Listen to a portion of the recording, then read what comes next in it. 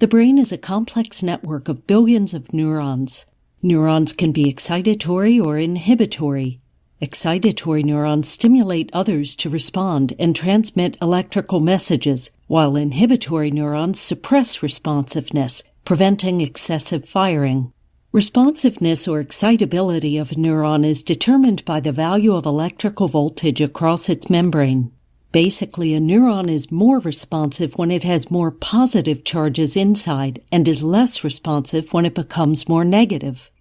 GABA is a major inhibitory neurotransmitter. Upon binding, it triggers GABA receptors, ligand-gated chloride channels, to open and allow chloride ions to flow into the neuron, making it more negative and less likely to respond to new stimuli. Glutamate receptors, another type of ion channel, upon binding by glutamate, open to allow positively charged ions into the cell, making it more positive and more likely to generate electrical signals. Today we'll introduce you to glutamate. The key points we'll discuss are anatomy, physiology, diseases. PSA commercial. Our team is composed of Jessica Guerrero, Gabriel Mugoya, Kishianata, Evelyn Chavez. Yeah. Glutamate is an amino acid that also functions as a neurotransmitter. All amino acids have an amine group, which is highlighted in blue, and is a nitrogen bonded to a hydrogen. We also see a carboxyl group highlighted on orange, and we see a hydrogen attached to the central carbon. Where they differ is in the R group that is attached to the central carbon and is boxed on color purple. In the R group, we have two methylene groups, and at the bottom we have an oxygen double bonded to a carbon, and on the other side we have an oxygen single bonded to a carbon. Although glutamate is obtained through our diet, it cannot pass the blood-brain barrier and thus must be synthesized in the brain. Glutamate is removed from the synaptic cleft by a class of transporters protein called excitatory amino acid transporters, EAATs. EAATs transport glutamate into the neurons and glial cells. Glutamate taken into glial cells is converted to glutamine by the enzyme glutamine synthetase. Glutamate is transported back into the neurons where it is converted back into glutamine. And this process is called glutamate-glutamine cycle. And now, Kishan is going to explain the physiology of glutamate. Okay, so we are down to the physiology of glutamate.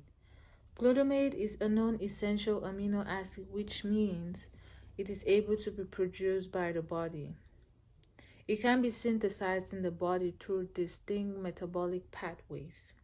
We might also ask ourselves the questions: which receptors are responsible for the neurotransmitter to bind on? And these receptors are AMPA, NMDA, and kinase. These receptors are naturally locked and can only be unlocked by the neurotransmitter glutamate. So, on my PowerPoint slide right here, we see that when these receptors are activated, they cause sodium ions to move through the postsynaptic neuron, which depolarizes these neurons and causes an action potential. We might also ask ourselves the next question: what is the function of the neurotransmitter glutamate? So, the neurotransmitter glutamate plays a major role in learning and in memory. The neurotransmitter glutamate has to be in its right concentration at the right place and at the right time. Also, a disease associated with this neurotransmitter can be the Alzheimer's disease, which is a disorder which gets worse over time. So for the Alzheimer's disease, it causes the brain to shrink and the cells eventually die. The Alzheimer's disease is the most common cause of dementia and gradually causes a decline in memory, thinking, behavior, and in social skills. About 6.5 million people in the United States age of 65 suffer from this Alzheimer's disease. Gabriel is going to explain more. Diseases and disorders that attack glutamate in the body. Neurodegenerative diseases. Neurodegenerative diseases are diseases like amyotrophic lateral sclerosis, also known as ALS, Huntington's disease, and Alzheimer's, all probably caused due to loss of neurons in the body. Oh, these neurodegenerative diseases can also lead to problems with glutamate signaling. Glutamate signaling is like a process, or it's like a communication between glutamate and the nerve cells. Too much glutamate has been noted in ALS, also known as amyotrophic lateral sclerosis, which contributes to generation of motor neurons. Another disorder can be traumatic brain injury. Traumatic brain injury, also known as TBI, can lead to glutamate-induced neurotoxicity. Another disorder is stroke. During a stroke, a sudden stoppage of blood can lead to too much glutamate in the body, hence leading to neurotoxicity and also causing neuronal damage. Neurotoxicity is a process where nerve cells are literally dying off due to too much stimulation by neurotransmitters, in this case being glutamate. Also, having low levels of glutamate can also lead to problems with focus, memory loss, psychological disturbances, and so on. So let's hear it for the PSA commercial.